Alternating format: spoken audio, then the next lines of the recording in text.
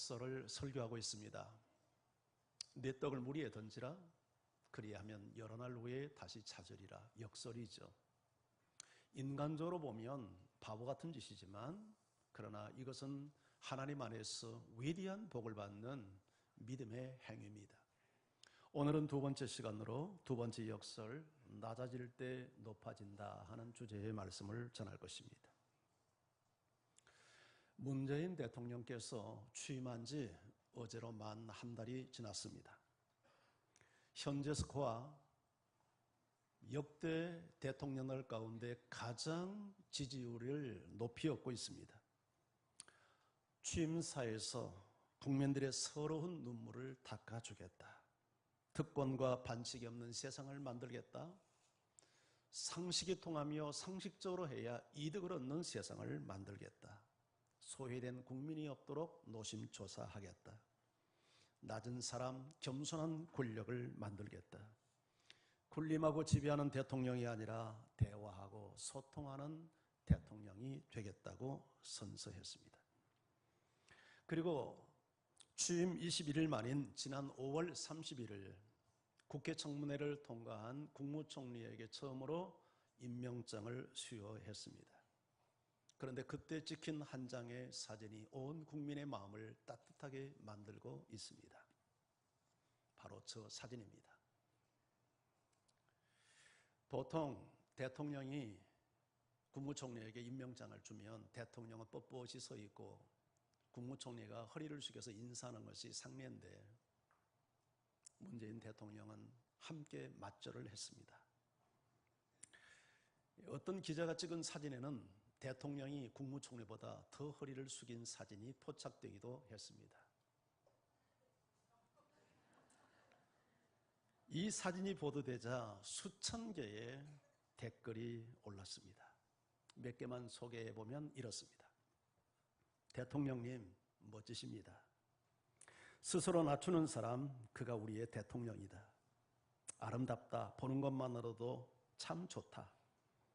고개를 숙이고 허리를 굽힐 줄 아는 사람이 진정한 리더다. 이게 나라다. 애국심이 되살아난다. 우리 대통령님이다. 끝까지 함께 하겠다. 권위를 내려놓을 때 더 존중받는 것을 몸소 보여주신 우리 대통령님. 내가 뽑은 우리 대통령님이다. 끝까지 지켜드리겠다. 등등.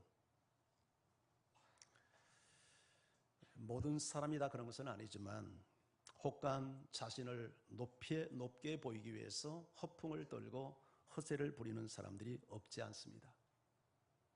좋은 옷을 입고 고가의 보석을 두르고 좋은 차를 타고 명품으로 치장하고 그리고 고위직과의 관련성을 사칭하고 그러나 그것은 부러움의 대상이 될지는 모르지만 그것이 존경의 대상이 될 수는 없습니다. 예수님께서 십자가를 지시기 위해서 예루살렘을 향해 가고 있을 때 한 여인이 예수님을 찾아와서 두 아들을 부탁합니다. 주여, 주의 나라가 임할 때 내 아들 하나는 주의 우편에 한 아들은 주의 좌편에 앉게 하소서. 인사청탁을 한 것입니다. 그들은 높은 자리에 오르는 것이 진정 높아지는 길이라고 생각했기 때문일 것입니다. 이때 예수님께서 너희가 내가 마시려는 잔을 마실 수 있겠느냐? 그리하면 높은 자리에 오르는 것은 내가 줄 게 아니요 내 아버지께서 그에게 주리라.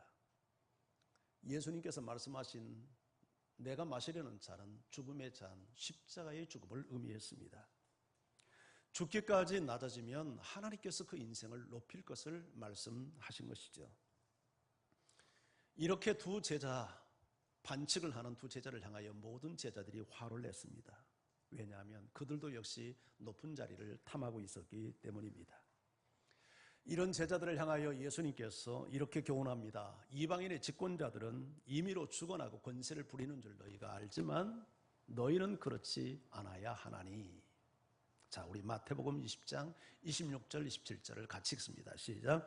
너희 중에는 그렇지 않아야 하나니 너희 중에 누구든지 크고자 하는 자는 너희를 섬기는 자가 되고 너희 중에 누구든지 으뜸이 되고자 하는 자는 너희의 종이 되어야 하리라. 너희는 세상 사람들과 같지 않아야 된다. 세상은 변질이 왔다. 그래서 높은 지위에 있는 집권자들이 지배하고 군림한다. 그러나 너희는 그렇지 않아야 한다. 너희 가운데 크고 자는 자가 있느냐? 그레이트, 위대한 자가 되고 싶냐? 그러면 너희를 섬기는 자가 되어라. 영어 성경은 서반트, 종이 되어라. 그렇게 이야기합니다. 너희 가운데 으뜸, 퍼스트, 첫째가 되기를 원하느냐? 그리하면 너희의 종이 되어라. 영어 성경은 슬레이브, 노예가 되어라. 그렇게 이야기를 합니다. 이것은 세상적 기준으로 볼 때 도저히 동의할 수 없는 역설입니다. 문재인 대통령은 자신을 낮추는 파격적 행보를 하면서 국민적 지지를 얻고 있습니다. 식당에서 선수, 셀프 접시에 밥을 덜고 선수 커피를 따르고 소방관들을 찾아가서 대통령이 직접 땀 흘리는 소방관들에게 음료를 따라주며 함께 대화하고 그들의 노고를 치하하고 그리고 그들의 애로사랑을 듣고 그들의 소원을 응답하는 그런 반응을 보였습니다. 지난 6월 6일 현충일 때 한 유공자에게 유공자 증서를 증서하는데 그분이 몸이 불편해서 제대로 걷지 못한 것을 아시고 대통령이 직접 증서를 들고 뚜벅뚜벅 걸어가 그분에게 증서를 남기고 그분의 팔을 부축하여 자리로 돌아오는 모습을 보며 많은 국민들은 큰 감동을 느꼈습니다. 경제부총리 임명식에서는 우리 한국 역사 처음으로 부인을 같이 임명식에 초대해서 그 부인에게 꽃다발을 남기며 축하하고 남편이 공직에 헌신할 수 있도록 퇴근에 늦더라도 이해해달라고 당부를 하며 두 사람만을 위하여 사진을 찍도록 두 경제부총리 부부를 가운데 세우고 대통령이 배경이 되어서 사진을 찍어줬습니다. 이런 모습을 보며 온 국민은 감동과 존경을 그에게 보내고 있습니다. 대통령이 스스로 자기 자리를 낮출 때 어느 국민 하나 그를 무시하고 멸시하는 게 아니라 오히려 마음에서 우러나오는 존경과 지지를 그에게 보내고 있는 것입니다. 그런데 이런 가르침과 본을 최초로 보였던 스승이 우리 예수님이었습니다. 자, 우리 5절 성경을 같이 읽겠습니다. 함께요. 시작. 너희 안에 이 마음을 품으라. 곧 그리스도 예수의 마음이니. 자, 너희 안에, 이것은 너희 관계 속에서 그런 말입니다.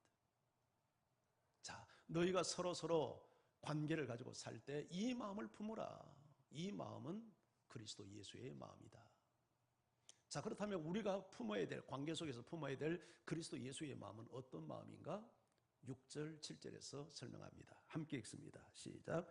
그는 근본 하나님의 본체시나 하나님과 동등됨을 취할 것으로 여기지 아니하시고 오히려 자기를 비워 종의 형체를 가지사 사람들과 같이 되셨고. 우리가 공동체 안에서나 인간관계 속에서 품어야 될 그리스도의 마음은 한마디로 겸손의 마음입니다. 예수님은 그 본체가 하나님, 그분이 하나님이었는데 자기 자신은 하나님과 동등됨을 취하지 않았습니다. 오히려 자기를 비워 자기의 특권과 권리를 비우고 종의 형체를 가지사 사람과 같이 되셨습니다. 만유의 주인 되신 하나님이 인간의 종이 되시고 창조주이신 하나님이 피조물이 되어서 사람처럼 되셨습니다. 예수님은 자기를 비우는 한마디로 겸손한 분이었습니다. 예수님이 겸손했다는 말은 하나님의 성품이 겸손이라는 뜻입니다. 바울은 이 마음을 우리의 관계 속에서 배워야 된다라고 말씀을 합니다. 예수님 자신도 친히 예수님을 소개할 때 나는 마음이 온유하고 겸손하다.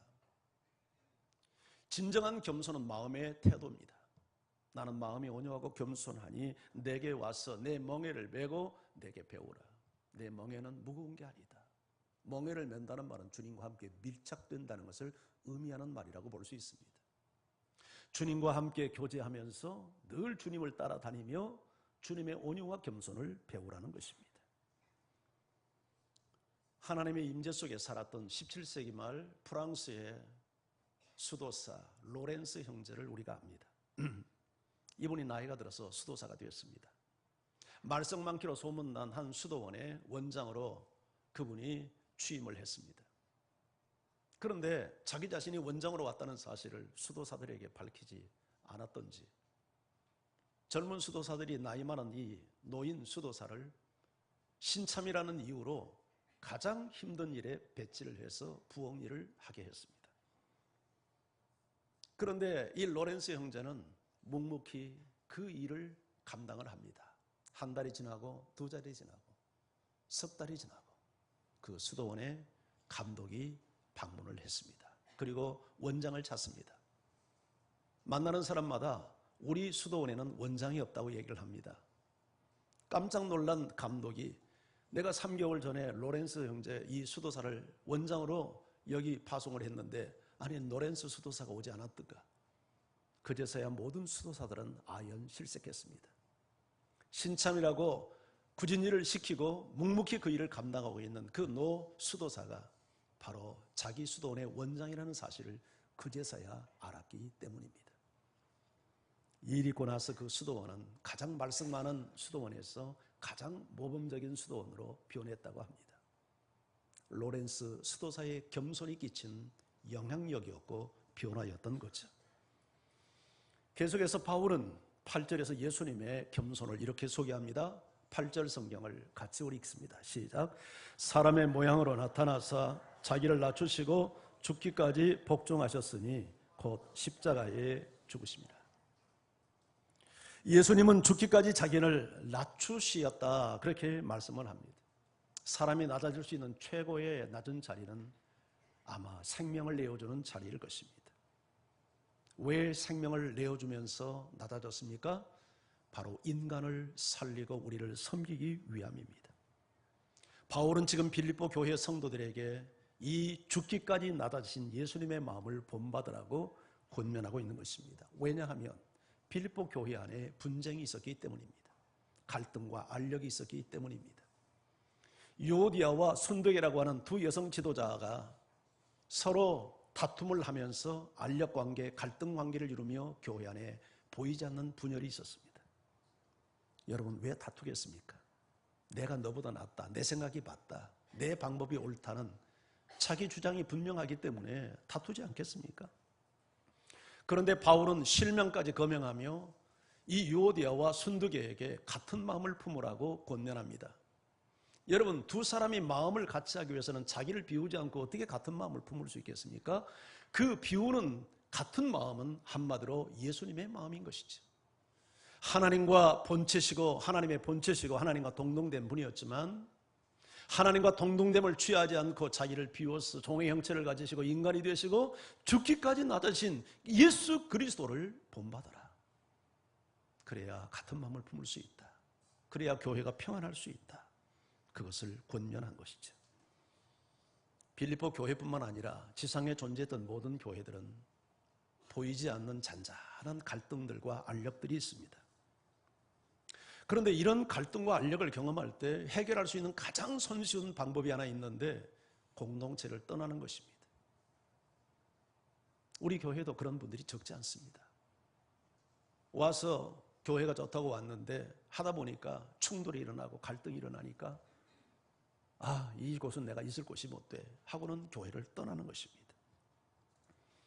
그러나 한번 여러분에게 질문하고 싶습니다. 그것이 과연 하나님의 방법일까요? 자, 답부터 이야기하면 그건 하나님의 방법이 될 수가 없습니다.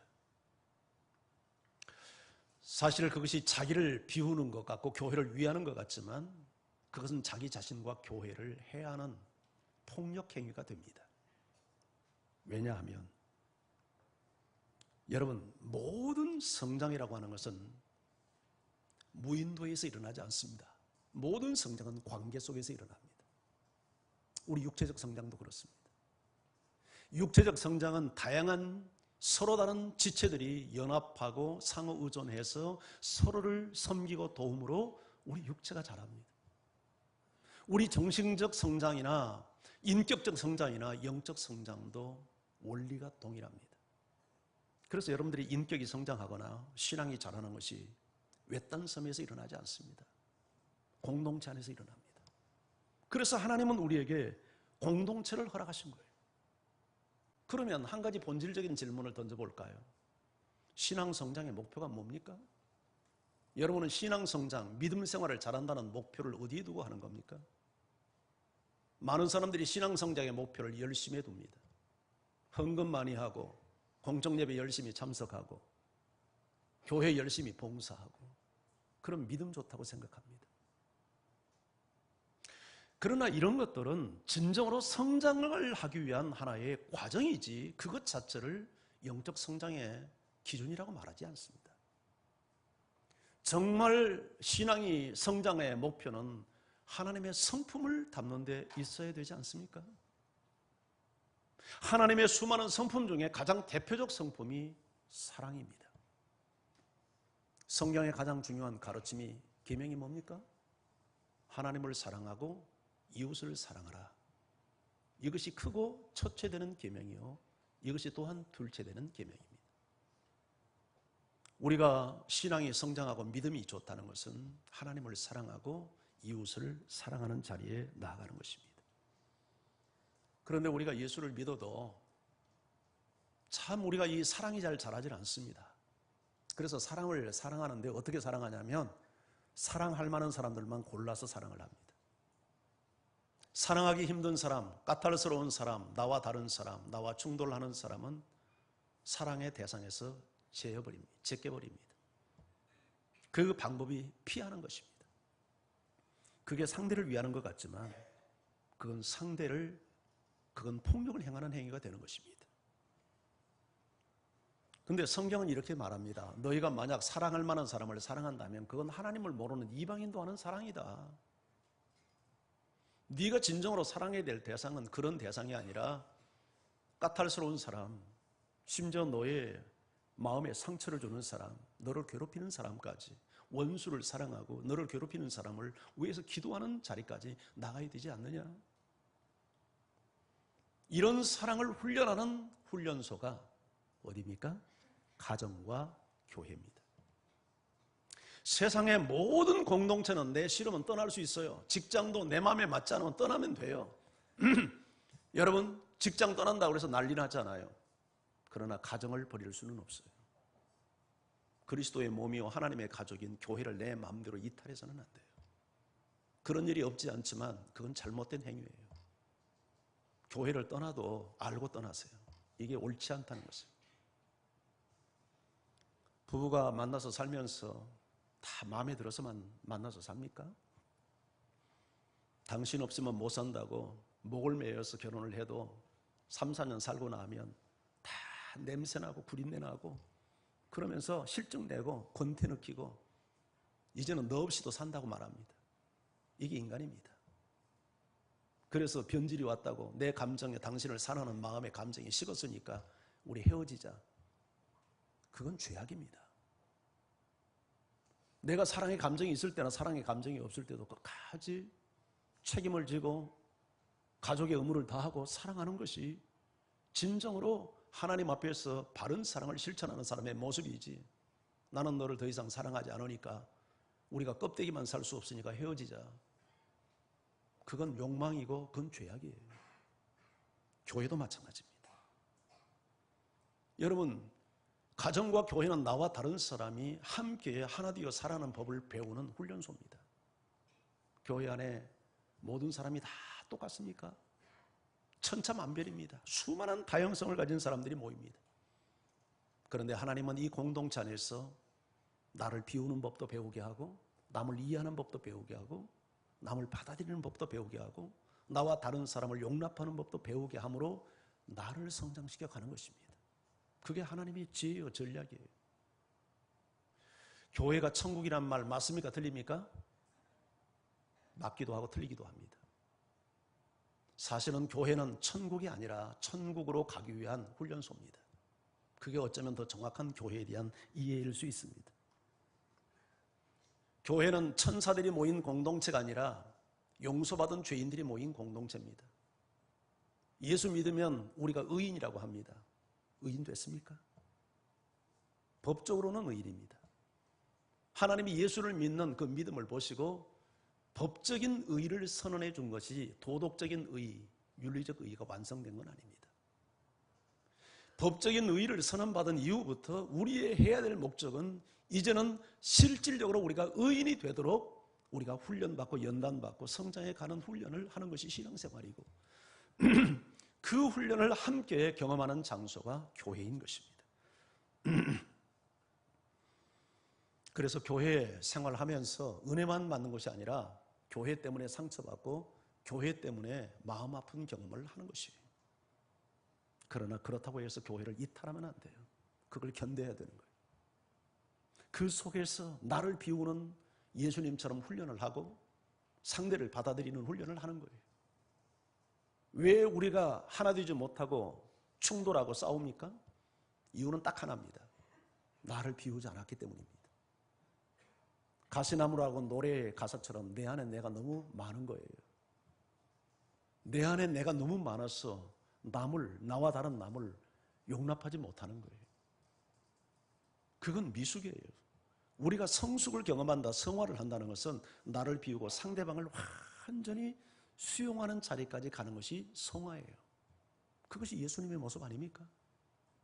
예수님이 우리가 사랑스럽고 경건해서 나를 위해서 십자가 졌나요? 아니죠. 죄인된 나를 위해서. 생명을 내어줄 가치가 아무것도 없는 나를 위해서 예수님이 당신의 생명을 내어줬어요. 그래서 예수님은 위대한 분이에요. 그게 예수님의 사랑이에요. 오늘 우리 사모님이 십자가의 사랑을, 그것이 주의 은혜라고 찬양을 했죠. 여러분, 왜 십자가가 주의 은혜입니까? 죄인된 나를 위해서 당신의 생명을 내어주는 십자가의 사랑이기 때문에 그것이 은혜죠.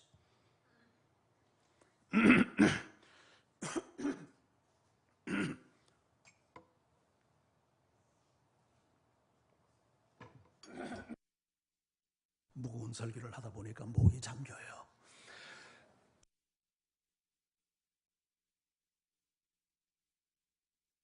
사람들은 같은 조건이라면 며느리를 삼고 사위를 삼을 때 형제가 많은 집에서 왔으면 좋겠다는 생각을 합니다. 우리 며느리가 둘인데 한 며느리는 딸만 셋이고 한 며느리는 아들하고 딸 둘. 그래도 혼자 있는 것보다 낫잖아요. 왜 그럴까요? 형제가 많은 집에서 형제들이 잘하다 보면 싸웁니까? 안 싸웁니까? 싸웁니다. 근데 거기서 사람의 사는 것을 배우는 겁니다. 싸우면서 양보도 배우고 이해도 배우고 나와 다른 것도 용납할 줄 알고 그걸 배우는 거예요. 근데 외동딸, 외아들 같은 경우는 사람과 부대끼는 경험이 없어서 인간관계를 하는데 서투를 수 있어요. 이게 반드시 그렇지는 않지만 이건 보편적 진리입니다. 어느 정도 타당성이 있는 이야기예요. 그래서 교회가 중요한 거예요. 신앙 성장이 여러분들 무인도에 가서 해보세요. 되게 신앙생활 잘하는 것 같지만 그렇게 해서 절대 신앙 성장이 일어나지 않습니다. 손들고 하나님 사랑해요. 이게 하나님 사랑하는 진짜 모습입니까? 이건 감정이 예민한 사람은 누구나 할 수 있어요. 그게 하나님 사랑 아니에요. 정말 하나님을 사랑하는 사람은 하나님이 명령하시고 말씀하시면 무릎을 꿇을 수 있는 사람.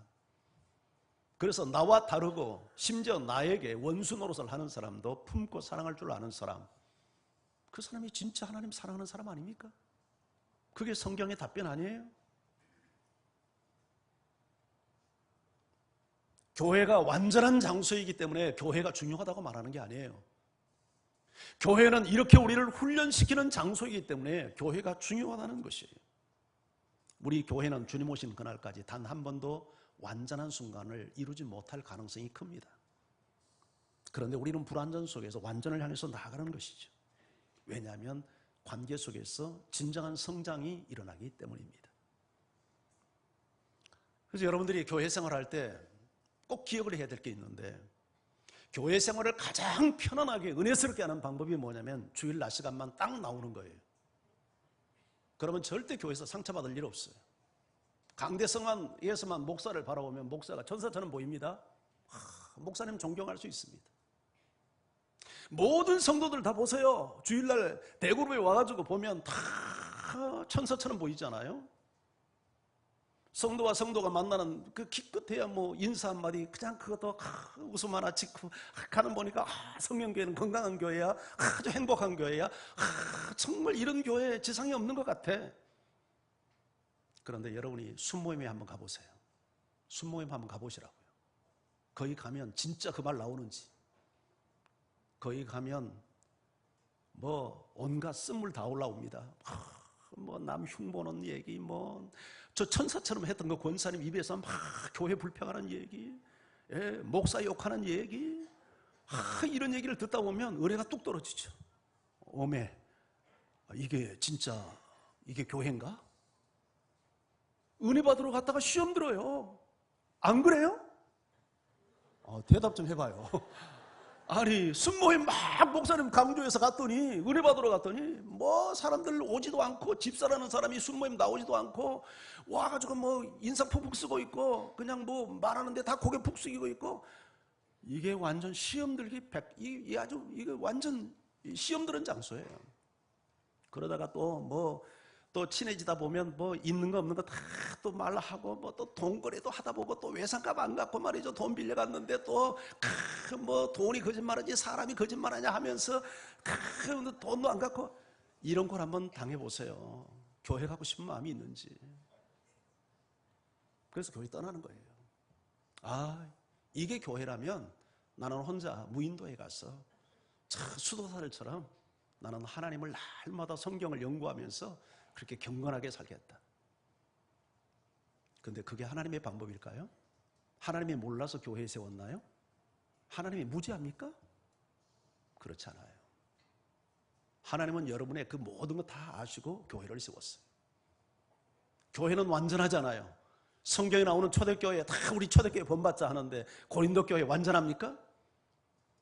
직분자들이 근친상간하고요, 우상숭배하고요, 이게 무슨 교회예요?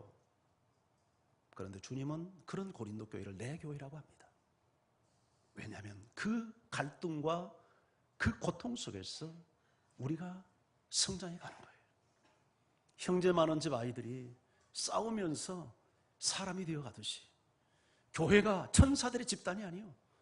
냄새나고 구린내 나는 인간들이 모여서, 용서받은 죄인들이 모여서 서로 부딪히면서 성장하고, 그래서 양보도 배우고, 그렇게 막 낙심했다가 주일날 교회 와서 또 목사님 설교 듣고 힘을 내서 또 해보고, 그러다 또 넘어지고, 그런데 옆에 와서 또 권면해서 또 일어나보고, 그렇게 하면서 점진적으로 성장하는 거예요. 아이들이 걸음마 배울 때 한 걸음에 툭 일어나서 걷습니까? 아이들이 걸음마 배우는 이 위에서 걷는 순간보다 넘어지는 순간이 훨씬 많아요. 그런데 포기하지 않고 또 일어나고 또 일어나고, 그러다가 어느 날 걷는 겁니다. 신앙은 그런 것입니다. 사실 하나님의 사랑이라고 하는 것이 수직적 관계에서만 증명되는 게 아니라 수평적 관계에서 증명이 돼야 돼요. 이게 원리예요. 정말 하나님을 사랑하는 사람은 이웃을 사랑해야 돼요. 그런데 이웃을 사랑하라고 하니까 나는 내 자식을 너무너무 사랑하고 내 부모님을 저는 사랑합니다. 그런데 그건 엄밀하게 말하면 자기 사랑의 연장이지 진정한 이웃 사랑이 아니에요. 그건 도둑놈도 그렇게는 할 줄 알고, 남을 죽이는 살인 강도도 지 자식은 사랑할 줄 알아요. 진정한 사랑은 그 범위를 뛰어넘어야 돼요. 나와 다른 사람, 나에게 상처 주는 사람, 나를 괴롭히는 사람, 그 사람을 품고 씨름하고, 내 힘으로 안 되니까 끙끙 앓고, 그러면서 주님 앞에 뜻에 순종하면서 그를 품어가는 과정, 이게 우리가 실천해야 될 이웃사랑의 실체예요. 사람은 누구나 인정받기를 원합니다. 높임받기를 원하는 마음이 있어요. 그 마음이 나쁜 마음일까요? 그렇잖아요. 그건 건강한 마음이에요. 그건 선한 거예요. 그런데 중요한 것은 높아진다는 것에 대한 정의예요. 많은 사람들은 높아진다는 정의를 부러움을 높아진다고 생각을 해요. 남이 갖지 못한 것을 갖고, 남이 오르지 못하는 자리를 오르고, 그래서 부러움을 사는 것이 자기가 높아지는 것이라고 생각을 해요. 그러나 성경이 말하는 진정한 높아짐은 부러움이 아니라 존경을 말하는 겁니다. 사람들은 높아지기 위해서 없어도 있는 채, 약해도 강한 채, 좀 부족해도 힘 있는 채 허세를 떱니다. 그러나 그렇게 남이 같이 보던 것을 갖는 것은 부러움의 대상은 될 수 있을지 몰라도 그것이 진정한 존경과 높임을 받는 요인이 될 수는 없어요. 존경이라고 하는 것은 획득되는 것이지 주어지는 것이 아니에요. 포지션에서 있어서 높은 지위에 오른다고 해서 그 사람이 높임을 받을 수 있는 게 아니라는 얘기죠. 대통령이 대통령 자리에 오른다고 해서 최고의 권력기관에 올랐다고 해서 존경합니까? 자칫 잘못하면 욕도 먹습니다. 포지션이 그 사람을 높이는 게 아니라 인격이 높이고 됨됨이가 높이고, 그런데 그것이 자기를 낮추고 자기를 비우고 상대를 수용하고 용납할 줄 알고 사랑할 줄 알고, 이런 겸손을 통해서 그 사람이 진정한 높임을 받는 거예요. 한마디로 역설이죠. 예수님 당시 겸손이라는 단어는 노예들에게 썼던 용어였다고 합니다. 그렇게 긍정적인 용어가 아니죠. 그런데 이 부정적 용어를 긍정의 용어로 바꾼 분이 우리 예수님이에요. 이것은 노예들에게 어울리는 성품이 아니라 진정으로 이것은 하나님의 사람이, 하나님의 겸손은 하나님의 성품이요 하나님의 사람이 소유해야 될 우리의 덕목이라는 사실을 예수님을 통해서 우리에게 가르쳐 주신 거예요. 우리말 속담에 벼는 익을수록 고개를 숙인다는 말이 있어요. 이 자연의 원리는 모든 인생의 원리이고 영적인 원리와 같습니다. 정말 우리가, 여러분, 정말 성숙한 사람은 고개를 숙이는 겸손을 가질 줄 아는, 한마디로 내면에 채워진 사람은 겸손하게 된다는 이야기죠. 겸손과 굴욕이라고 하는 단어는 비슷한 단어처럼 보이고 같은 어원에서 출발을 했다고 합니다. 이 겸손을 영어에서는 humility라고 이야기합니다. 그런데 비슷한 단어, 이 굴욕을 humiliation 이렇게 이야기를 합니다. 그런데 이 두 단어는 똑같이 라틴어 humilitas라는 단어에서 유래가 되었다고 합니다. 같은 어원에서 비슷하지만 전혀 뉘앙스와 의미가 다른 두 단어가 어떻게 분리되었는가? 겸손은 낮은 자리에 스스로 자기가 내려갈 때 겸손이 되고, 굴욕은 자기가 아닌 타의에 의해서, 강제에 의해서 그 낮은 자리로 내려갈 때 굴욕이 됩니다. 그러고 보니까 두 지도자의 얼굴이 여러분의 얼굴에 어른거리지 않습니까? 한 전직 대통령은 지금 낮은 자리에 가 있습니다. 그런데 그건 겸손이 아닙니다. 그건 굴욕을 당하고 있는 것입니다. 왜냐하면 자기 스스로 낮아지지 않고 법에 의해서, 타의에 의해서 낮아지고 있기 때문입니다. 왜 강제로 낮아집니까? 그가 너무 높은 자리의 행세를 잘못 행세했기 때문이죠. 그러나 한 지도자는 스스로 낮춰지니까 국민적 지지와 존경을 한 몸에 받고 있습니다. 겸손한 사람은요, 자기가 내가 겸손한 사람인지 교만한 사람인지를 테스트해보는 이 테스트모, 이 시험지가 하나 있는데, 누가 나를 욕하거나 비난을 할 때 나타내는 반응을 보면 내가 어떤 사람인가가 측정이 됩니다. 아, 김 집사, 당신 그럴 수 있어요? 어떻게? 안수 집사가 돼가지고. 뭐 이렇게 내가 욕을 했다고 해봅시다. 그걸 겸손히 잘 수용하고, 아, 목사님 옳은 말씀입니다, 제가 주의하겠습니다, 이렇게 했다면 상당히 겸손한 사람인데, 아이, 목사가 뭐 나를 쳐? 나를 때려? 아, 나를 갈고? 막 이렇게 해가지고 만약에 뿔이 나가지고 나에게 반격을 한다고 한다면 상당히 문제가 있는 거죠. 왜 그러냐면, 누구도 나를 비난을 할 때 나의 모든 것을 다 알고 비난할까요? 그러잖아요. 누군가가 나를 비난을 할 때, 김 집사가 나를 비난한다고 해봅시다. 김 집사가 나에 대해서 비난할 때, 비난하는 것은 내가 나를 아는 것의 빙산의 일각이에요. 그렇잖아요. 어떤 누구도 하나님이 나를 보는 것처럼 모든 전체를 다 보면서 나를 비난하는 사람 아무도 없어요. 실질적으로 나의 문제가 되는 모든 것들은 여러분 물속에 다 잠겨 있고 조금 일각 드러나는 그걸 보고 다 사람들은 비판해요. 얼마나 감사해요. 그 작은 그 꼬투리 하나 그 보이는 거 이거 비판해 주는 거 얼마나 감사해요. 만약에 나의 전체를 비판하면 견딜 수 있겠어요? 감사해야죠. 하나님의 눈으로 자기를 바라보는 사람은 누가 나를 비판한다고 해서 맞대응하거나 화를 내거나 분노하잖아요. 당연지사. 집사님 잘 몰라서 그렇지 너무 감사해요. 나의 모든 것을 안다면 정말 그 정도 비판 못하죠. 더 왕창 비판을 하죠. 그런데 다행히 나의 그 작은 연약한 부분을 그거 비판해 줘서 너무 고마워요. 오히려 그런 마음을 갖는 거죠. 하나님의 눈으로 자기를 볼 줄 아는 겸손한 사람이에요. 예수님이 자기를 죽기까지 낮췄는데 하나님이 어떻게 예수님을 대해줍니까? 9절 11절을 같이 읽습니다. 자, 함께 봅니다. 자, 시작. 이러므로 하나님이 그를 지극히 높여 모든 이름 위에 뛰어난 이름을 주사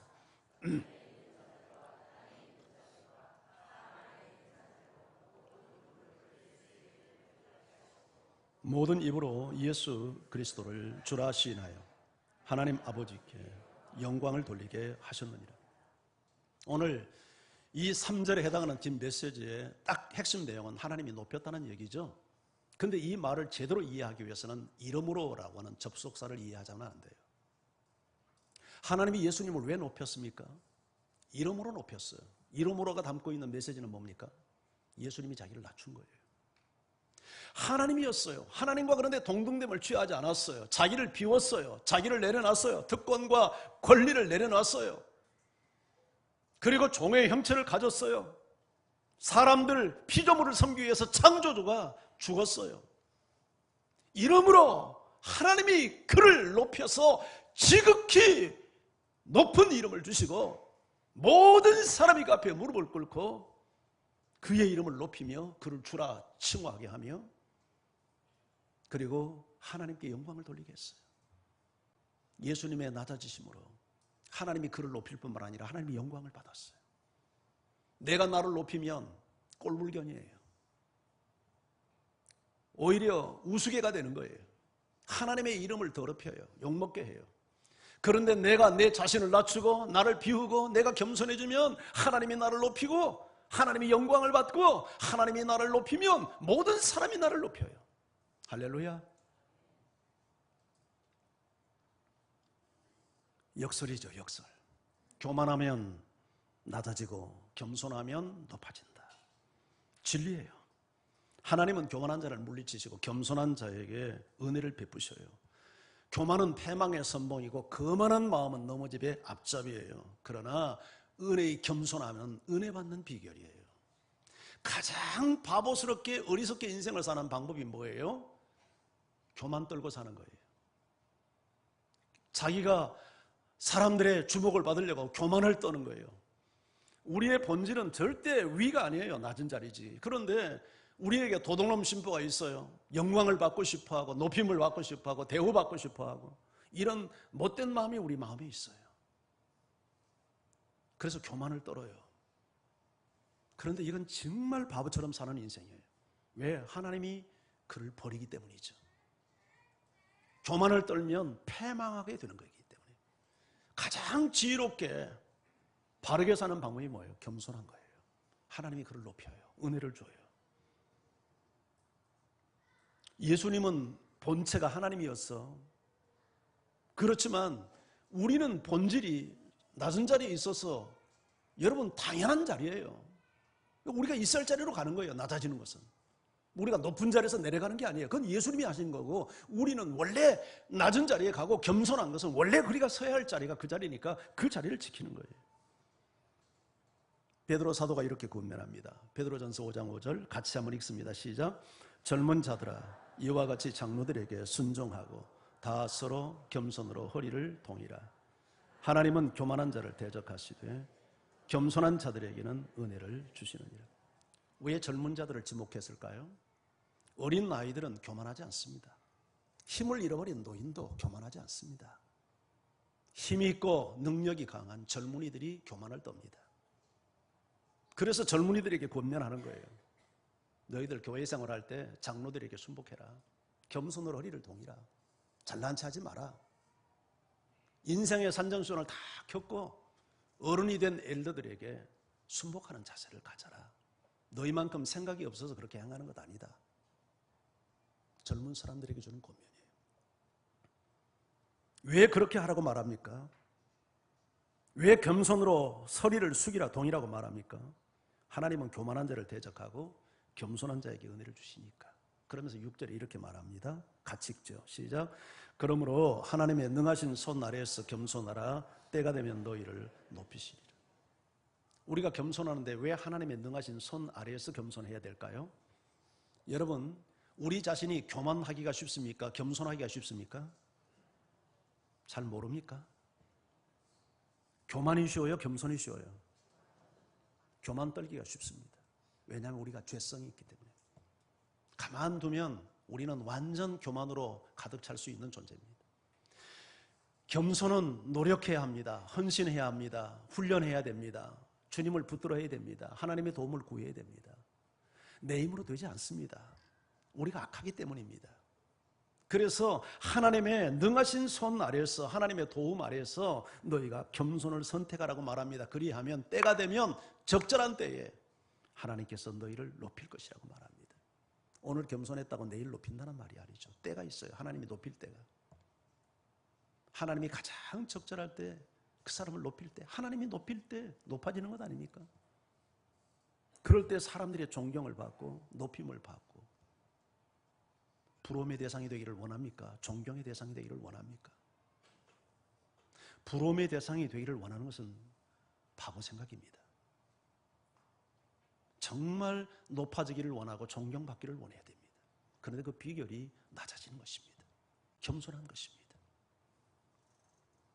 문재인 대통령의 행보는 원래 저게 대통령이 해야 될 본래 모습입니다. 그런데 한 번도 저런 대통령을 만나지 못하다가 저런 대통령을 만나니까 열광하고 있는데 원래 저게 지도자가 해야 될 본래 모습인 거예요. 그러지 않습니까?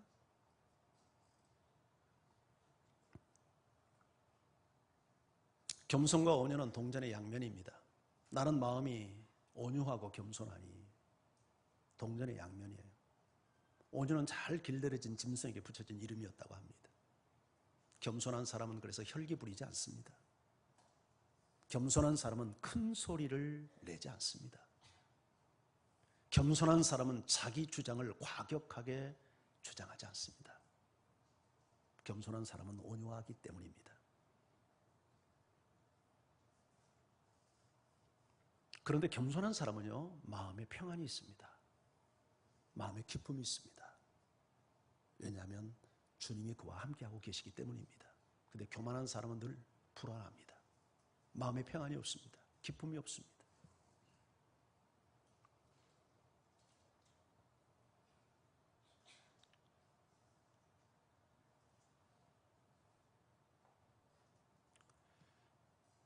낮아짐은 높아지기 위한 처세술이 되어서는 안 됩니다. 높아지기 위해서 낮아지는 것은 낮은 체를 하는 것이지 진정으로 낮아짐이 아닙니다. 이런 사람은 절대 높아짐을 기대하지 않습니다. 진정한 겸손은 그런 것입니다.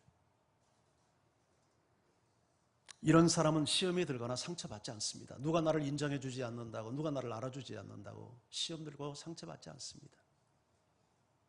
만약 혹 여러분 가운데 누가 나를 인정하지 않아주고 누가 나를 알아주지 않아서 시험이 들고 상처를 받았다면 여러분 자신을 잘 분별해야 합니다.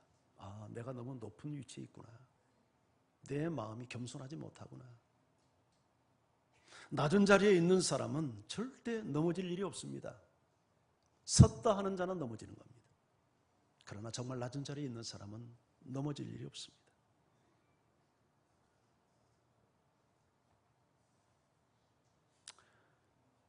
물이 흐르는 것과 은혜는 공통점이 있습니다. 모든 물은 언제나 낮은 곳을 향해 흐릅니다. 저 산꼭대기에 흐르는 물도 계곡을 향해서 흘러갑니다. 낮은 곳에 있는 물이 더 낮은 곳을 발견하면 그 낮은 곳으로 또 흘러갑니다. 그래서 물은 생명을 살려냅니다. 하나님의 은혜가 그와 같습니다. 마음이 높은 사람에게 은혜가 임하지 않습니다. 교회에 와서 예배를 드리면서 은혜 못 받는 사람은 여러분 되게 교만한 사람이라고 진단하셔야 됩니다. 정말 겸손한 사람은 농부의 설교를 듣고도 은혜 받습니다. 아멘. 수폴존이 그랬잖아요. 농부의 설교를 듣고도 깨진 거예요. 마음이 가난할 때, 옥토가 될 때 그런 일이 일어납니다. 마음이 교만하면 여기 별별스러운 신학 박사가 와서 설교를 해도 은혜 못 받습니다. 하나님의 은혜는 낮은 곳에 임하기 때문입니다. 근데요, 정말 중요한 게 있습니다. 어떻게 우리가 이 낮은 예수님의 마음을 가질 수 있을까요? 어떻게 이 마음을 품을 수 있을까요? 예수님의 마음을 품는 것은 예수님에 대하여 배우는 것으로만 안 됩니다.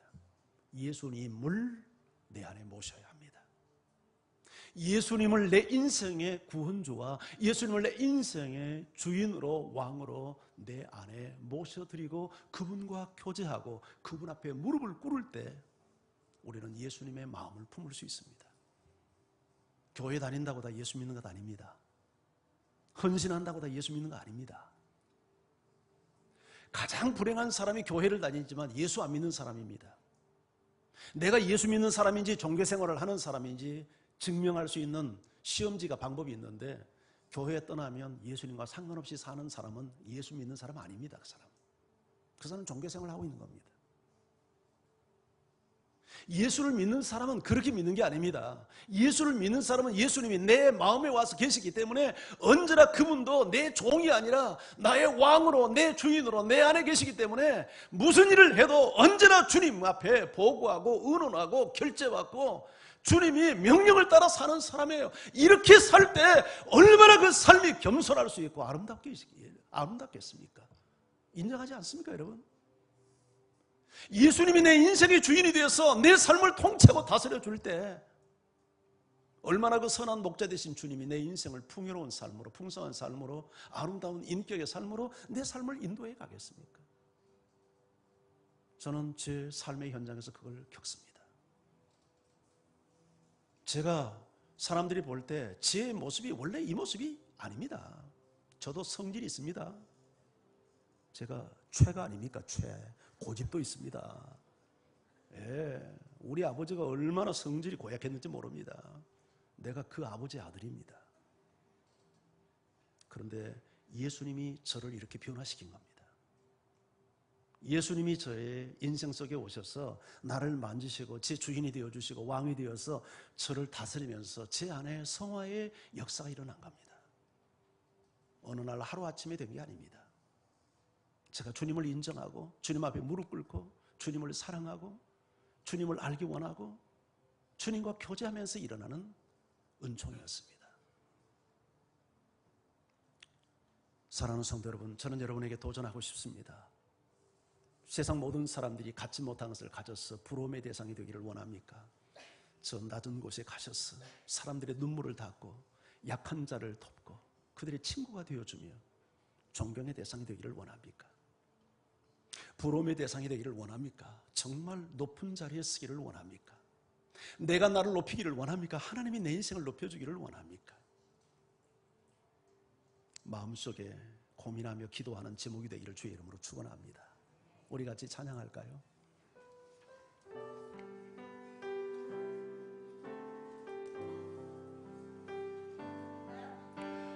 이 땅 위에 오신 하나님의 본체 십자가에 달리사 우리 죄 사하셨네. 하나님이 그를 지극히 높여 모든 이름 위에 뛰어난 이름을 주사 우리 예수 이름 앞에 절하고 모든 입이 주를 싣네. 영광 중에 오실 주를 보리라. 선포해 왕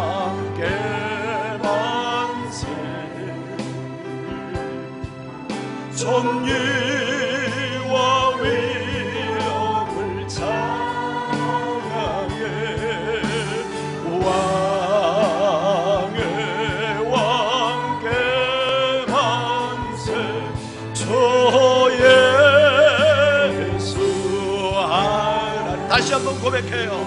이 땅 위에 오신, 이 땅 위에 오신 하나님의 본체, 십자가에 달리사 우리 죄 사하셨네.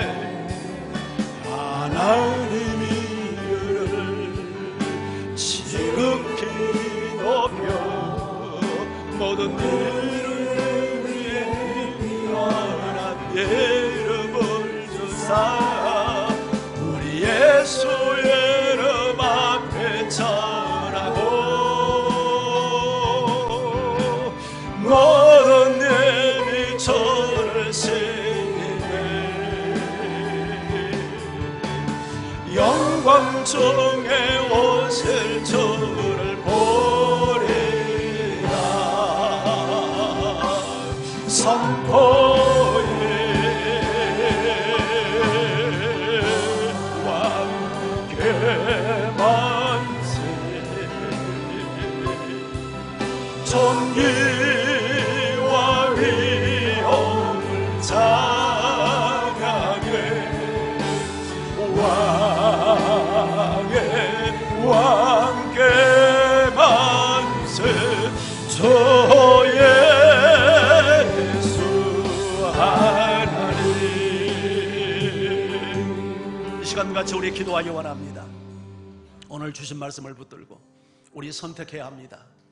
어떻게 살기를 원하는지. 교만하게 살기를 원합니까? 겸손하게 살기를 원합니까? 부러움의 대상이 되기를 원합니까? 존경의 대상이 되기를 원합니까? 내가 나를 높이기를 원합니까? 하나님이 나를 높여주기를 원합니까? 물론 우리는 후자가 되어야 합니다. 그러기 위해서 우리는 예수님처럼 자신을 비우고 낮은 자리에 가야 합니다. 아니, 우리는 비울 것도 없습니다. 원래 우리가 서야 할 자리가 저 낮은 자리이기 때문입니다. 우리는 겸손히 그 자리에서 우리의 자리를 지켜야 합니다. 우리 마음속에 찾아드는 도둑놈 마음을 버려야 합니다. 영광을 받고 싶고 높은 자리에 오르고 싶고 주목받고 싶어하는 마음 버려야 합니다. 누가 나를 인정하고 알아주지 않는다고 상처받는 마음은 건강한 마음이 아닙니다. 교만은 성령의 열매가 아닙니다. 교만은 진리의 열매가 아닙니다. 교만은 사랑의 열매가 아닙니다. 그것은 사탄이 심어준 변종 바이러스입니다. 거부해야 합니다. 그런 사람을 하나님은 높입니다. 겸손한 사람은 시험 들지 않습니다. 겸손한 사람은 상처받지 않습니다. 겸손한 사람은 마음이 평안합니다. 겸손한 사람은 마음의 기쁨이 있습니다. 천국을 경험합니다. 주님, 제 힘으로는 겸손이 안 됩니다. 내 안에 죄성 때문입니다. 주의 능하신 손 아래서 제가 겸손하게 해주세요. 멍에를 메고 주님을 따르게 해주세요. 주님을 배우게 해주세요. 주님처럼 살게 해주세요. 기도하며 우리 하나님 앞에 함께 나갑니다. 할렐루야. 하나님,